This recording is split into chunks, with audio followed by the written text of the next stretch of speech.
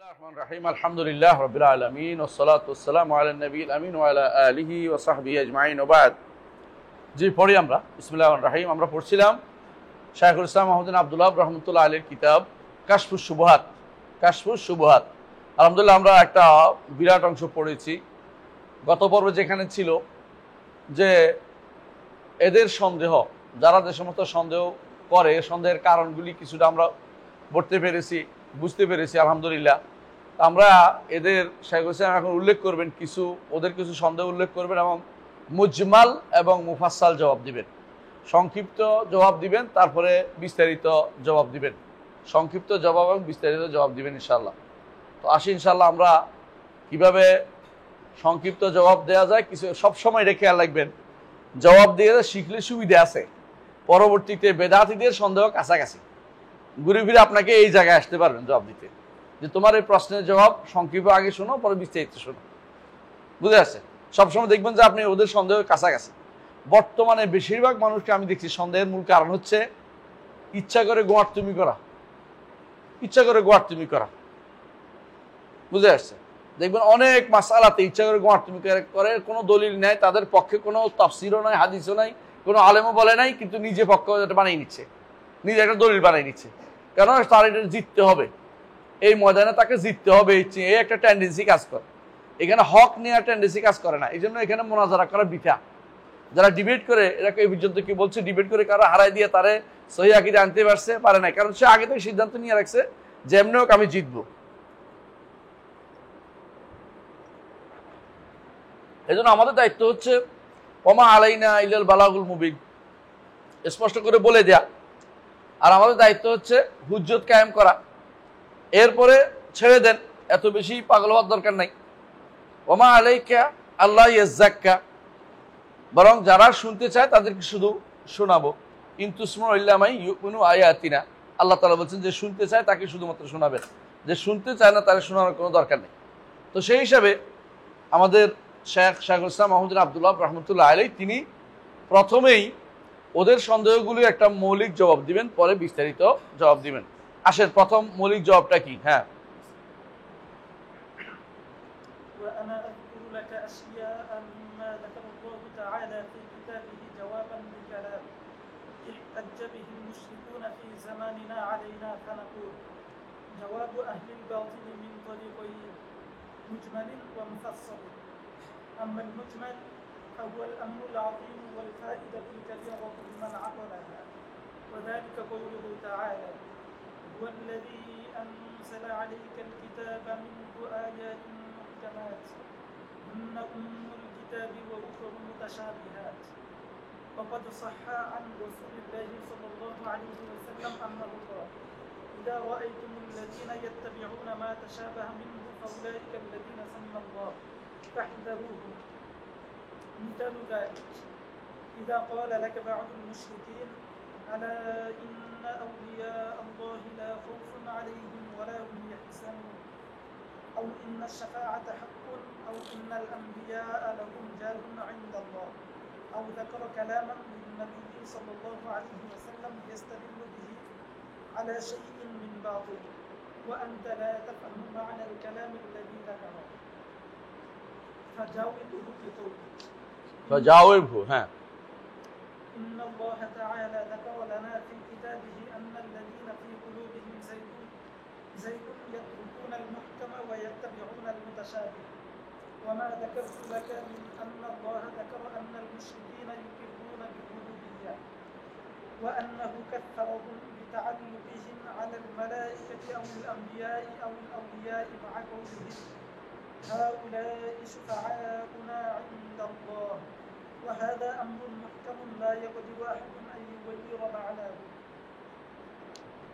وما ذكرته لي أيها المشرك من القرآن أو كلام رسول الله صلى الله عليه وسلم لا أعرف معناه، ولكن أقطع أن كلام الله لا يتناقض، وأن كلام النبي صلى الله عليه وسلم لا يخالف كلام الله عز وجل، وهذا جواب جيد سديد، ولكن لا يفهمه إلا من وفقه الله تعالى.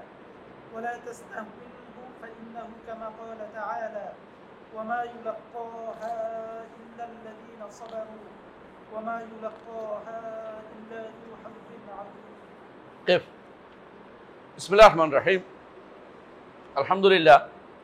এখন থেকে আমরা কিন্তু ইতিপূর্বে শেখের কথা উল্লেখ করেছি যে আরবের মুশরিকরা রুবুবিয়াত মানতো কোন জায়গায় সমস্যা ছিল, তাদের কোন জায়গায় উলুহিয়াতের সমস্যা ছিল। এই কথাটা, এত ছোট্ট কথাটা, এটা স্পষ্ট বোঝা যায় আরবি পড়লেই, পুরো আয়াত পড়লেই বোঝা যায়। যেমন ইয়া আইয়ুহান নাস উবুদু রাব্বাকুমুল্লাযী খালাকাকুম, তো রুবুবিয়ত তারা মানতো, এই জন্য ইবাদতের জন্য একমাত্র আল্লাহর করা এটা চাইতো, একমাত্র আল্লাহর ইবাদত করতে বলতো, এই জায়গাটা বোঝা যেত। কিন্তু তাদের অনেক সন্দেহ আছে, তো সন্দেহগুলির জবাব তিনি একটা একটা করে দিবেন, তবে তার আগে একটা মুজমাল জবাব দিচ্ছেন। মুজমাল জবাবটা খুবই উপকারী, কিন্তু এটা সবার অন্তরে ঢুকে না। মুজমাল বা সংক্ষিপ্ত জবাব সবার অন্তরে ঢুকে না, কারণ এটা যদি কেউ ভালো করে আল্লাহ তাআলা তার অন্তরে ঢুকাইয়ে দেয়, তাহলে সে বুঝতে পারবে দিন তার কাছে স্পষ্ট হয়ে যাবে, দিনের অনেক বিষয় খোলাসা তার কাছে স্পষ্ট হয়ে যাবে। আজ আপনি দেখবেন অনেক মানুষ বিভিন্ন রকম বিভ্রান্তি নিয়ে আসতেছে। এই বিভ্রান্তিগুলির মূল কারণ হচ্ছে সে উসুল জানে না, আসল জানে না। মূল জিনিস তার আগে ভুল করে আসছে, এখন সন্দেহের মধ্যে ঘুরপাক খাচ্ছে। ফাহুম ফি রাইবিহিম ইয়াতারাদ্দাদুন, সন্দেহের মধ্যে তারা ঘুরপাক খাচ্ছে। যদি তারা মূল জিনিসটা ঠিক রাখতো তাহলে এই সমস্যাটা হইতো না। মূল জিনিসটা কি দেখেন, সেটা হচ্ছে আল্লাহ তাআলা কোরআনে কারীমে কিছু আয়াত নাজিল করেছেন মুহকাম, কিছু আয়াত আছে মুতাশাবিহ। তাশাবু আবার দুই প্রকার, একটা হচ্ছে বুঝায়, মানে অর্থটা কোনোভাবেই অর্থটা বোঝা যাচ্ছে না। আরেকটা হচ্ছে অর্থটা বোঝা যায়, তবে এটাকে বুঝতে হলে মুহকামের কাছে নিতে হবে, তখন বোঝা যাবে। কথা বুঝাতে পারছি? আমরা একটা উদাহরণ দিয়ে বুঝতে পারবেন। ধরেন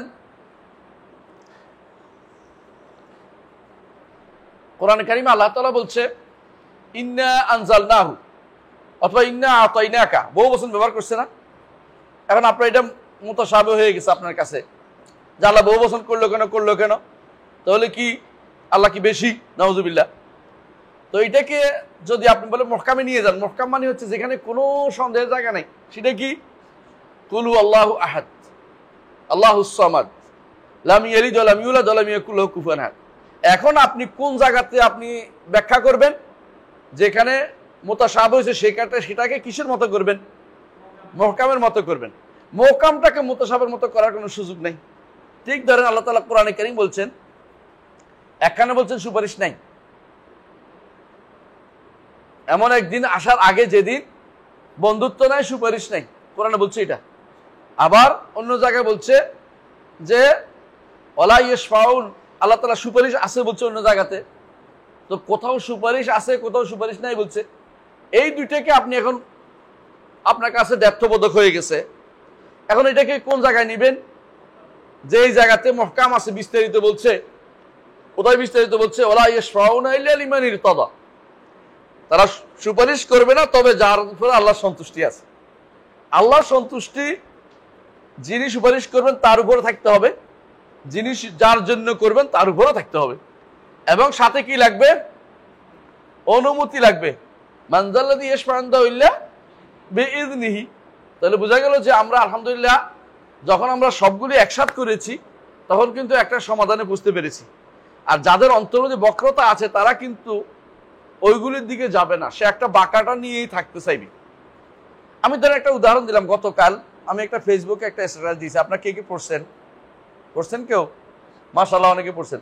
এর কারণ হলো আমি দেখছি আপনাদের দেশে একেবারে বড় পণ্ডিত, দেওবন্দের পণ্ডিত, শশিনার পণ্ডিত বা ইয়ার পণ্ডিত, হ্যাঁ, সবাই এক পায়ে দাঁড়ানো যে আল্লাহ তাআলা আরশের উপর নাই। অথচ আল্লাহ তাআলা আরশের উপর না বললে সে কিন্তু জাহামি, কোনো সন্দেহ নেই। সালফে সালেহ তাকে জাহামিই বলতেন। এদের রদ যারা করেছে সবাই এটার রদ করেছে, বই লিখেছে, একটা দুইটা না, এটার জন্য ডজন খানেক বই আছে এটার উপরে। এত বই লিখেছে যে এই বিষয়টা রদ করার জন্য, এই বিষয়টা যে আপনার মধ্যে পাওয়া যায়, আমি আপনাকে কি কমু? আপনি ইমানদার বলতে পারি, আপনি আহলুস সুন্নাত বলতে পারি, আপনি তো শিয়াদের থেকেও খারাপ হয়ে গেছেন, কারণ জাহামি তো আরো খারাপ। জাহামিরা সাধারণ শিয়ার থেকেও খারাপ। সাধারণ শিয়া তো আমরা বলি বিদআতি, আর যারা রাফিজি শিয়া তাদেরকে আমরা ইমানদার মনে করি না। তাহলে সাধারণ শিয়াদের থেকেও খারাপ অবস্থায় গেছে কারা? এই জাহমিরা। অথচ তারা মনে করে যে আল্লাহ তাআলা উপরে নাই। কিভাবে মনে করতেছে দেখেন, আল্লাহ তাআলা বলতেছেন, যখন জিজ্ঞাসা করা হয়েছে যে ঈসা আলাইহিস সালাম সম্পর্কে, যে বার রাফাহুল্লাহু ইলাইহি, আল্লাহ বলছেন বরং আল্লাহ তাকে তার দিকে উঠিয়ে নিয়েছেন। আচ্ছা বলেন তো, উঠিয়ে নিলে কি নিচের দিকে নেয়? উপরের দিকে, তার দিকে উঠিয়ে নিয়েছেন, দিক তো হয়ে গেছে। আপনি যতই কিভাবে অনুবাদ করবেন এটারে, আর কোনো অনুবাদ করার কি সুযোগ আছে এটারে? আল্লাহ তাকে তার দিকে উঠিয়ে নিয়েছেন। এখন যদি বলতেন যে না আল্লাহ তাআলা তাকে নিচের দিকে নিয়ে গেছে, তাহলে কইতাম তো তার দিকে আল্লাহ নিচে, কথার কথা। বলছে আপনিও বলেন যে আল্লাহ তিনি কোথায়? ঈসা আলাইহিস সালাম কোন আসমানে? চতুর্থ আসমানে। তাহলে উপরে হইল না? উপরের দিকে হওয়াটাই তো এটা হলো, তো কি এটা হলো মূল অর্থ, বুঝাই যাচ্ছে। এখন আপনি সন্দেহ নিয়ে আসছেন। সন্দেহ কি? আল্লাহ তাআলা ইব্রাহিম আলাইহিস সালাতু ওয়াস সালাম বলছেন যে ইন্নী যাহিবুন ইলা রাব্বি সায়াহদিন, আমি আমার রবের দিকে যাব, তিনি আমাকে পথ দেখাবেন।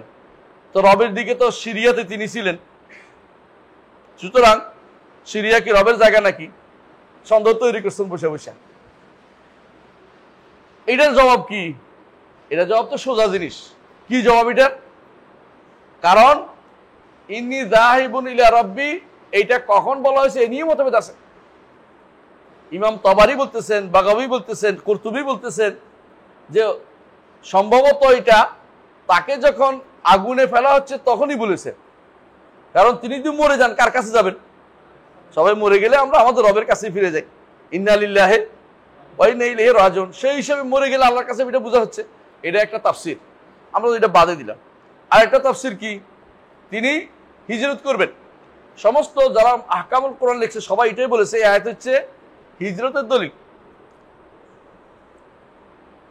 জগতে প্রথম হিজরত করেছে ইব্রাহিম আলাইহিস সালাম, তার পরিবার নিয়ে, ঈমানদারদের নিয়ে প্রথম হিজরত করেছেন। এই আয়াত হচ্ছে হিজরতের দলিল। যে হিজরতের দলিল হয়ে থাকে, তাহলে ইলা রব্বি আইলা মাকানিন আবুদু রব্বি, এমন জায়গাতে যেখানে আমার রবের ইবাদত করতে পারি। এই তাফসীর আমি বানাই না, এই তাফসীর সমস্ত মুফাসসিররা করছে। সমস্ত মুফাসসিররা কেউ বলে নাই যে এর অর্থ এটা যে আল্লাহ তাআলা ওইদিকে আছে, ওইদিকে যাইতে বলছে, এটা কেউ বলে নাই এক পর্যন্ত। আলহামদুলিল্লাহ, আল্লাহর নেয়ামত এটা যে মুফাসসিররা এত বড় গাঁজাখুরি গল্প, গাঁজা খায় নাই, মানে গাঁজা খায় নাই, দুই নম্বর জিনিস খায় নাই যে মশা কথা বলতো, তারা এটা লেখে। তাদের মাথার ভিতরে অন্তত বিদ্যা আছে, বুদ্ধি আছে।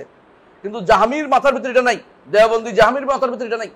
হ্যাঁ, দেওবন্দি জাহামির মাথার ভিতরে নাই। আবার বাংলাদেশি আপনার হ্যাঁ হ্যাঁ চর সিনার, চর মুনাই, এদের মাথার ভিতরে এটা নেই। কারণ তাদের মাথার ভিতরে হঠাৎ করে ঢুকছে। এখন সে তাসাবু নিয়ে দৌড়াবে, মোতাসাবে নিয়ে আটকাইতে চেষ্টা করতেছে। আর বেটা মোতাসাবে দিয়ে আপনি মহকামকে কেমনে আটকাবেন? আল্লাহ তাআলা বলছেন মহকামকে গ্রহণ করতে মোতাসাবেকে তার আলেমের কাছে যাইতে। আপনি মোতাসাবে ধরে রাখছেন, মহকাম ধরতেছেন না। হাজার দলিলকে আপনি অস্বীকার করবেন, আপনি মোতাসাবে ধরে রাখবেন। কি জন্য সাব্যস্ত করতে? আল্লাহ সর্বত্র, আল্লাহ সর্বত্র সাব্যস্ত করার জন্য আপনি মুতাশাবিহকে ধরে রাখছেন। তা আপনি যে পথভ্রষ্ট, এটা কেমনে বোঝা গেল? কারণ আপনি এই কথাটা উনি বলতেছেন যে আল্লাহ তাআলা যেটা বলছেন যে ফাআম্মাল্লাযিনা ফি কুলুবিহিম যায়গুন ফায়াত্তাবিউনা মা তাশাবাহা মিনহু ইবতিগাআল ফিতনাতি ওয়া ইবতিগা তাউইলিহি, ফিতনা তৈরি করার জন্য আর অপব্যাখ্যা সৃষ্টি করার জন্য। এবং এই জন্যই রাসূলুল্লাহ সাল্লাল্লাহু আলাইহি ওয়াসাল্লাম বলেছেন, যখন দেখবে যে কেউ মুতাশাবির পিছনে দৌড়াচ্ছে, বা উলাইকাল্লাযিনা সাম্মাল্লাহু ফাহযারুহুম, তারাই হচ্ছে ওই সমস্ত সম্প্রদায় যাদেরকে আল্লাহ নাম রাখছেন। কি নাম করছেন? যাদের অন্তরে বক্রতা আছে। এইটার নাম রাখার তো এটা, তাদের অন্তরে বক্রতা আছে। ফাহযারুহুম, তাদের থেকে সাবধান থাকবে। আমরা কি তাহলে এই তথাকথিত এদের সাবধান করতে পারি না? আমরা কি নিজের থেকে বানাচ্ছি? আপনাকে বুঝতে হবে, যেখানে শত দলিল নয় হাজার দলিল বলেছে ইমামরা যে আল্লাহর তিনি আরশের উপর থাকার ব্যাপারে হাজার দলিল আছে। আপনি হাজার দলিলকে কোন ইয়াতে পরিবর্তন করবেন আমাকে বলেন? হাজার দলিলকে আপনি একটা সন্দেহ নিয়ে এসে কি পুরোটা আউট করে দিবেন? যাদের অন্তরে সন্দেহ আছে, এরকম সন্দেহ ছাড়া তারা আর কিছু পাই, তারা আর কিছু দেখে না। আপনি আশ্চর্য হবেন, এরা কি করে? রফের অর্থ, রফের অর্থ কি? উপরে উঠানো না। এরা এটাকে অর্থ করছে মানে উন্নত করা। একজন দেখলাম সিলেট বাড়ি, থাকে আমেরিকা, নাম দিছে আহলে বাইতের গোষ্ঠী নাম দিছে। সে দেখলাম যে স্ট্যাটাস লিখছে আমার বিরুদ্ধে, কি তাহলে রাফানা বা ফাওকাহুম ফাওকাবাদিন দারাজাত, এখানে আল্লাহ তো বলছে তিলকা রাসূল ফাদ্দালনা বা'দাহুম আলা বা'দ, না আর কেন আছে রাফানা বা'দাহুম ফাওকাবাদিন দারাজাত, এই যে রাফা করছে, তাহলে কি নবীরা কি একটার উপর একটা বসে আছে নাকি? মানে তার কথা হলো মর্যাদা। আরে বেটা, কথার শেষে কি তুমি তো অর্ধেক বলতেছো কেন? দারাজাত তো বলেই দিছে আল্লাহ, এটা তো ওইটার অর্থে না। রাফানা ফাওকাহুম ফাওকাবাদিন দারাজাত আল্লাহ বলে দিছে, তুমি এখানে উপরে উঠেছ কেন? এখানে মর্যাদার কথা আল্লাহ তো বলে দিছে। আর যেখানে মর্যাদার কথা বা যাওয়া যাবে না, সেটা তো আল্লাহ উপরে থাকাটাই সর্বোচ্চ। রাফে অর্থ উপরে উঠানো। ইলাইয়া সাদুল কালিমুত তাইয়্যিব, সউদ অর্থ কি? উপরে উঠা। বলে আমলুস সালিহ ইয়ারফাউ, আমলুস সালিহ উপরে উঠানো। এটাতে উপরে উঠানো, এটারে কোন দিকে, এটাকে মানসম্মত কেমনে বলবে? এটারে কি অর্থে মানসম্মত করা যাবে? তাহলে মূল অর্থ হচ্ছে উপরে উঠানো, উপর বলতে উপরে উঠে। আর যখন মানসম্মত, তখন ইল্লত লাগে, কারণ লাগে, কারিনা লফজিয়া লাগে, কারিনা অথবা আকলিয়া লাগে, কারিনাটা থাকতে হবে, নাহলে এটাকে অন্য অর্থ নেওয়া যায় না। যেমন আমরা নিষেধ করি, সমুন্নত অর্থ করে নিষেধ করি এই কারণে, সমুন্নত অর্থ হলো মানসম্মত, উন্নত জাতের সারা, উন্নত মানুষ, উন্নত কথাবার্তা, এগুলো মানসম্মত বোঝানো। কিন্তু আল্লাহ তো এই অর্থে না, এই অর্থ তো এরা বেদাতিরা বলে। উন্নতি যখন বলবো তখন বেদাতিদের অর্থ হয়ে যায়। এটা আহলুস সুন্নাত জামাতের অর্থ হয় না। আমাদের বাইরে অনুবাদ করেছে, ভুল অনুবাদ করেছে। এখন এটাকে জোর করে সাব্যস্ত করার জন্য কিছু মানুষ বসে রয়েছে যে এটাই ঠিক, সমুন্নত বলবো, আর কিছু বলবো না, মানে গায়ের জোরে কথা বলা, মানে অন্য কেন বললো কেন, আমি কিছু বলিনি, আপনারাই বলেন না, শুদ্ধ না, এটা কেন বলেন না, এটা বলতে হবে আপনাদেরকে।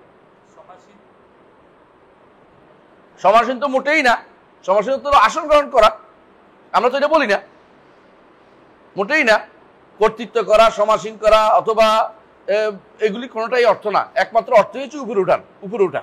আল্লাহ তাআলা উপরে উঠেছেন, কারণ আলা ওয়ারতাফা সাহাদা সবগুলো অর্থ উপরে উঠা, উর্ধে উঠে, উপরে উঠা, এবং উঠা লাগবে, শব্দ উর্ধে বললেও হবে না, উপরে উঠা লাগবে। কারণ হচ্ছে ইস্তাওয়ার অর্থ আসতে হবে, ইস্তাওয়ার আসতে হলে উপরে উঠতে হবে। শুধু ওলু হলে উপরে উঠা হয়, উপরে হয়, উপরে হয়, কিন্তু যখন ইস্তাওয়া আসবে তখন এটা অর্থ উপরে উঠা লাগবে, শব্দ এটা লাগবেই, উঠা শব্দ লাগবেই, কারণ ইস্তাওয়া অর্থ সাহাদা আলা ওয়ারতাফা শব্দ লাগবেই। আমরা যেটা বলছিলাম যে অনেকেই দেখবেন যে বেশিরভাগ মানুষের সমস্যা হচ্ছে এই জায়গায় যে তারা কি করে, সন্দেহ নিয়ে বসে থাকবে, সন্দেহ নিয়ে বসে থাকবে। একটা মৌলিক কায়দা হচ্ছে ইবাদতের ক্ষেত্রে আপনি কোনোদিন ইবাদত বানাইতে পারবেন না যে ইবাদত রাসূলুল্লাহ সাল্লাল্লাহু আলাইহি ওয়াসাল্লাম করেন নাই, যে ইবাদত সাহাবীরা করে নাই, যে ইবাদত সাহাবীরা করেন নাই, কিয়ামত পর্যন্ত এটা ইবাদত হবে না। এটা ইমাম মালিক রাহমাতুল্লাহ আলাইহি থিওরি আমাদেরকে দিয়ে গেছে। তিনি বলেছেন কুল্লু ইবাদাতিন লাম ইয়াতাআব্বাদ বিহা আসহাবুর রাসূল সাল্লাল্লাহু আলাইহি ওয়াসাল্লাম ফালা ইয়াকুনু ইবাদাতান ইয়াউমিল কিয়ামা, কিয়ামত পর্যন্ত এটা ইবাদত হবে না। এটা হলো নীতি। এখন আপনি এখন ইবাদত বানানোর জন্য এখন কি খুঁজতেছেন? শব্দ খুঁজতেছেন। আল্লাহ কোরআনে বলছে ওয়াসসালামু আলাইয়া ইয়াউমা উলিদতু ওয়া ইয়াউমা আমুতু ওয়া ইয়াউমা উবআসু হাইয়া, হ্যাঁ, যেদিন জন্ম হয়েছে সেদিন আমার উপর সালাম, এই তো সুযোগ পেয়ে গেছি, মিলাদ পেয়ে গেছি। আপনি খুঁজতে পারেন সারাদিনই, কিন্তু এগুলি কোনোদিনই কি নয়, দলিল হইতে পারে না। এগুলি হচ্ছে সন্দেহের পিছনে দৌড়ানো, এগুলি হচ্ছে আপনি মুতাশাবিহের পিছনে দৌড়াচ্ছেন। আপনি কি বাদ দিয়েছেন? মুহকাম বাদ দিয়ে গেছেন। এই জন্য যখন এই জন্য উনি বারবার বলতেছেন যে যখন আপনাকে অনেক কিছু উল্লেখ করবে, এরা বাতিলপন্থীদের কাজে হইলো অনেক রকমের সন্দেহ নিয়ে আসবে, তখন তাদেরকে বলবেন যে আমি এত কিছু বুঝি না তোমাদের। প্রথম জবাব হচ্ছে সংক্ষিপ্ত এটাই বুঝি যে আল্লাহ তাআলা কোরআন আয়াতকে দুই রকমে বলছেন। রাসূলুল্লাহ সাল্লাল্লাহু আলাইহি ওয়াসাল্লাম কোথাও এটা বলেছেন, কোথাও এটা বলেছেন।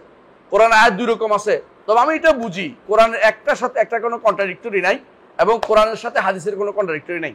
তাহলে কি করতে হবে? আমাকে যেখানে মুহকাম আছে এখানে কোথায় নিতে হবে, যেখানে মুতাশাবিহ আছে এখানে মুহকামের কাছে নিয়ে যেতে হবে। এটা আহলুস সুন্নাতের মানহাজ। যেখানে মুতাশাবিহ আছে এটাকে বুঝতে হলে কিসের আলোকে বুঝতে হবে? মুহকামের আলোকে বুঝতে হবে। তাহলে একটা নীতি হচ্ছে আহলুস সুন্নাতের মানহাজ হচ্ছে মুতাশাবিহকে বুঝতে হলে মুহকামের আলোকে বুঝতে হবে। আরেকটা নীতি হচ্ছে আহলুস সুন্নাত ওয়াল জামাতের মানহাজ হচ্ছে তারা কোরআন এবং সুন্নাহর মধ্যে কন্ট্রাডিক্টরি দেখে না, এবং তারা কোরআন এবং হাদিস সহিহ হাদিসের মধ্যে কোনো কন্ট্রাডিক্টরি দেখে না। কোরআন এবং সহিহ সুন্নাহর মধ্যে কোনো কন্ট্রাডিক্টরি হতে পারে না, তেমনি ভাবে সহিহ সুন্নাহ এবং সহিহ সুন্নাহর মধ্যে কোনো কন্ট্রাডিক্টরি হতে পারে না। কোরআনের এক আয়াত আরেক আয়াতের কন্ট্রাডিক্টরি হতে পারে না।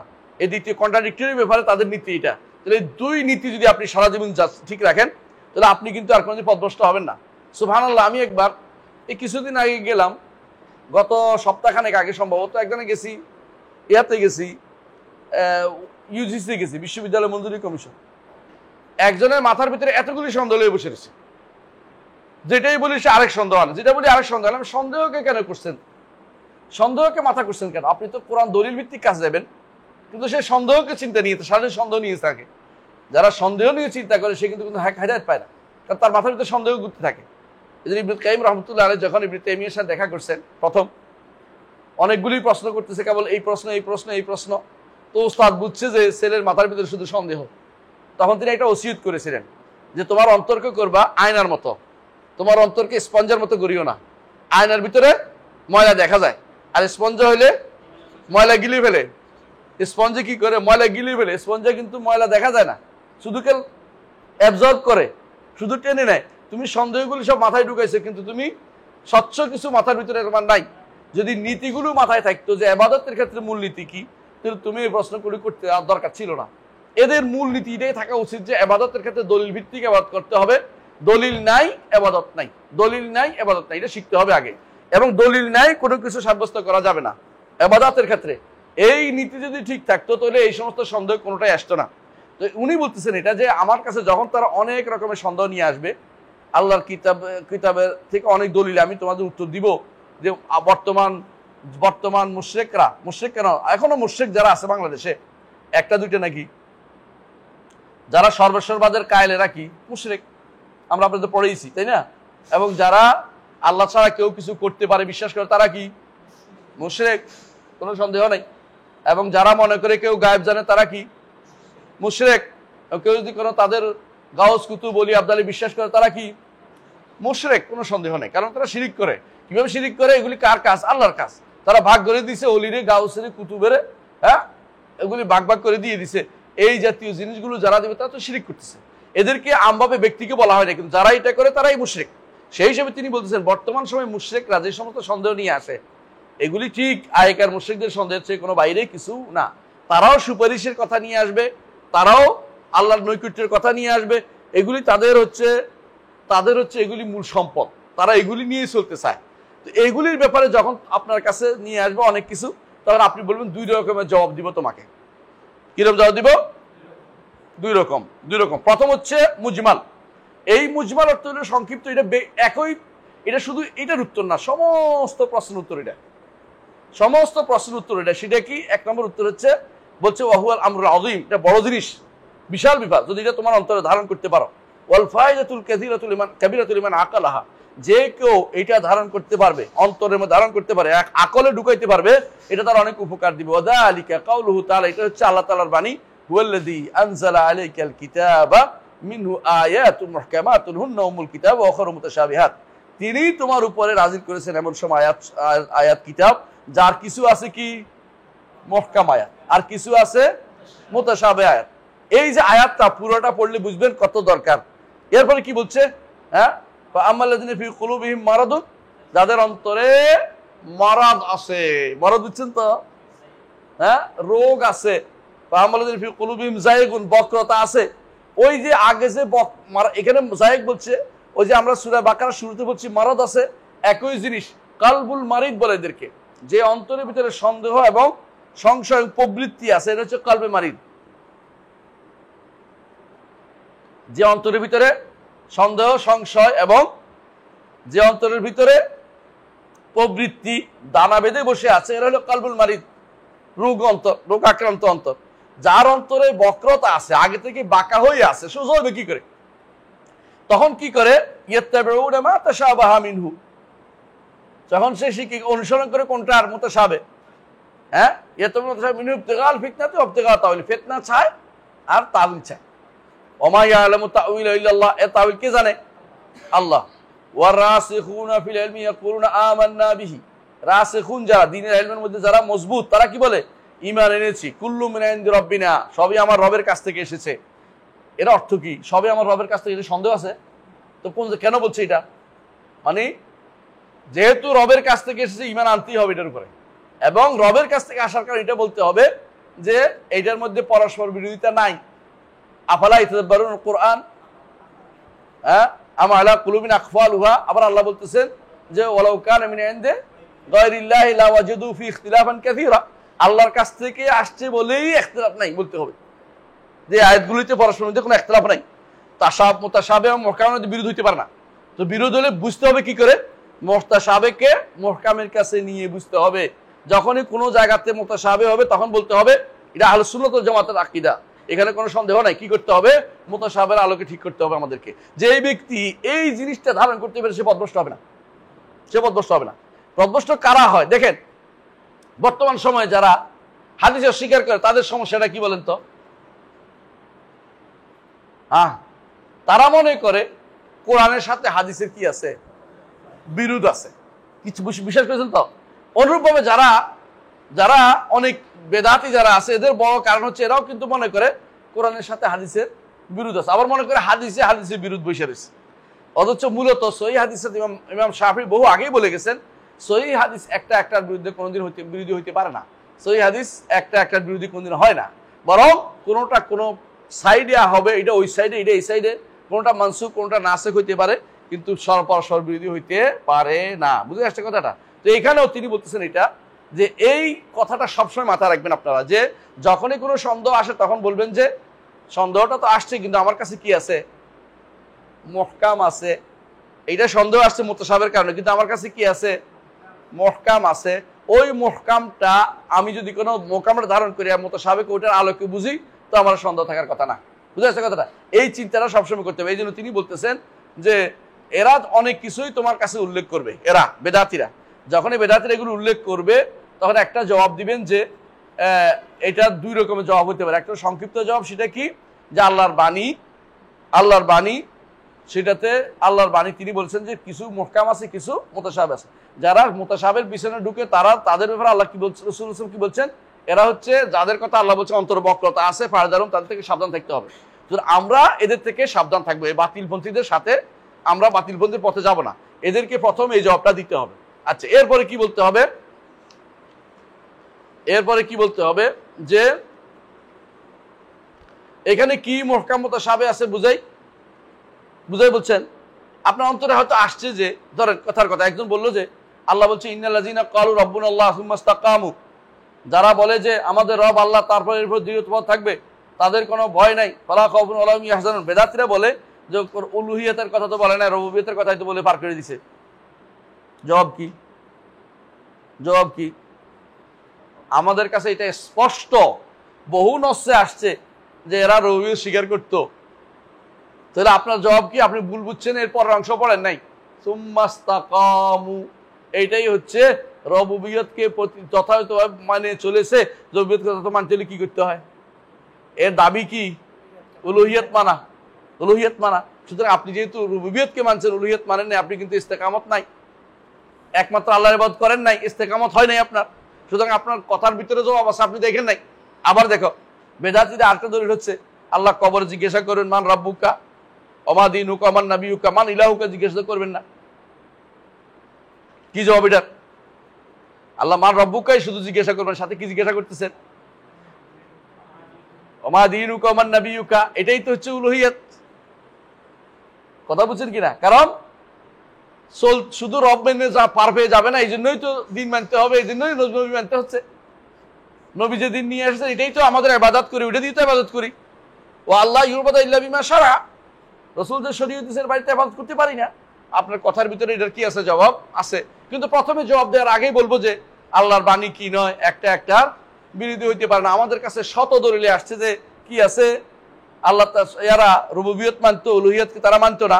সুতরাং আপনি এই সন্দেহ নিয়ে এসে তারা উলুহিয়ত মানতো এটা বলতে পারবেন না, আবার উলুহিয়ত দরকার না এটাও বলতে পারবেন না। কারণ আমাদের কাছে স্পষ্ট আছে রাসূলুল্লাহ সাল্লাল্লাহু আলাইহি ওয়াসাল্লাম রুবুবিয়ত মানার পরেও তাদের বিরুদ্ধে যুদ্ধ করেছেন।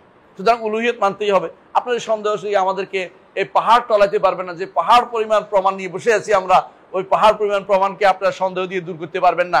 হ্যাঁ, কানাত হে সখরাতিন ইয়াওমান লি ইউহানহা ওয়ালাম ইউহানহা ওয়া আহওয়া কানাহুল ওয়াইলু।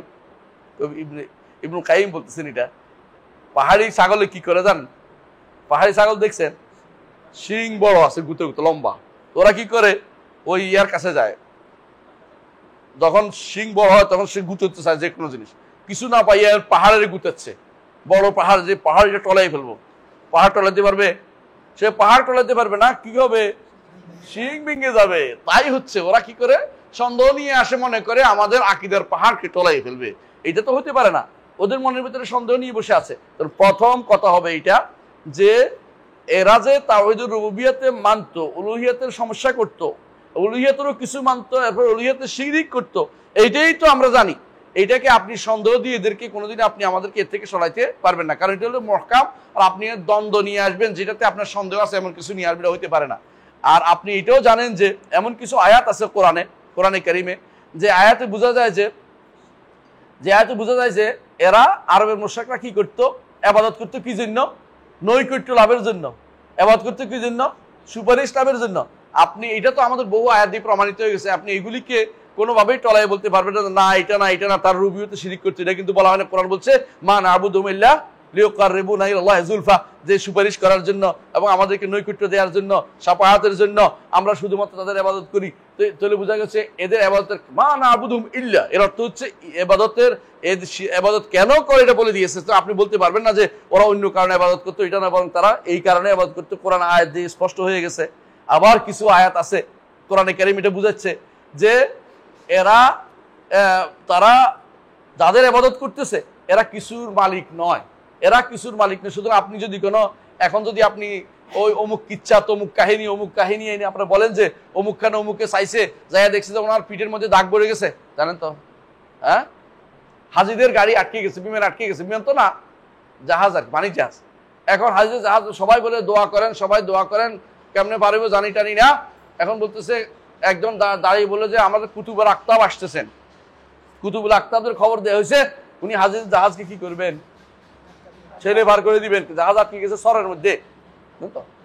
এখন ঠিকই পরের দিন পানি ছুটে গেছে, জোয়ার আবারটা আসে না, জোয়ার আসে ছুটে গেছে আর কি। এখন বলতেছে কুতুবুল আকতাবের ঠেলা দিয়ে পার করে দিয়েছি, বুঝছো? এরপর দেখা গেছে কুতুবুল আকতাব দেওবন্দের হুজুরের গলার এই কাঁধের মধ্যে কি আছে? দাগ পড়ে আছে। আমি গল্প করতেছি না, বাস্তব পড়ে বলতেছি, এটা ওদের বইতে লেখা আছে। এটা বুঝছেন তো কথাটা? আপনি যেটা বলেন তার আমি কি বলতে হবে? এটা পার করার কোনো, আসলেই আপনি ভুল বলতেছেন, এটা কিন্তু সত্য না, মিথ্যা বলতেছেন আপনি। এটা কুতুবুল আকতাবের কাজ নয়। এটা আকাশের জাহাজ দিয়ে মাঝে মধ্যে ধ্বংস হয়ে যায়, তখন কি পার করে? কুতুবুল আকতাবে আটকাই দিতে পারে না কেন? মানে বুঝছে যে সোজা শক্ত জায়গা পর বিল্লি নিয়ে চলতি, মানে যেখানে শক্ত জায়গায় নিয়ে বিলেই চলে না, শুধুমাত্র পারো আমাদের পানির জাহাজ দেখাইতে, আকাশের জাহাজ তো আর দেখাইতে পারে না। এটা কেমনে পার করে? এগুলি আল্লাহ ছাড়া কেউ কাউকে উদ্ধার করে না। আমার কোরআন বলছে এরা কোনো কিছুর মালিক নয়, যাদের ইবাদত তোমরা করো তারা কোনো কিছু মালিক নয়। মা ইয়ামলিকুনা মিন কিতমির, এরা কিতমিরের মালিক নয়। কিতমির কাকে বলে?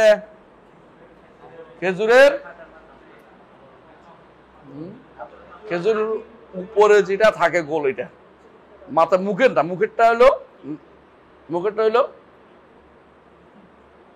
মুখেরটা কি? গর্তটা হলো নাকির, আর যেটা ফাতিল, আহসানতা, ফাতিল, ওয়ালা ইউজলামুনা ফাতিলা বলে না, ফাতিল। তাহলে দেখা গেছে যে একটাও আজান দিয়ে দিচ্ছে না, আল্লাহু আকবার। তাহলে আমরা এই বিষয়ে আরো আলোচনা করার দরকার আছে, এই জন্য থাকুক। হ্যাঁ, ইনশাআল্লাহ। সুবহানাকাল্লাহু ওয়া বিহামদিকা আশহাদু আল্লা ইলাহা ইল্লা আনতা আস্তাগফিরুকা ওয়া আতুবু ইলাইক। আসসালামু আলাইকুম ওয়া রাহমাতুল্লাহি ওয়া বারাকাতুহু।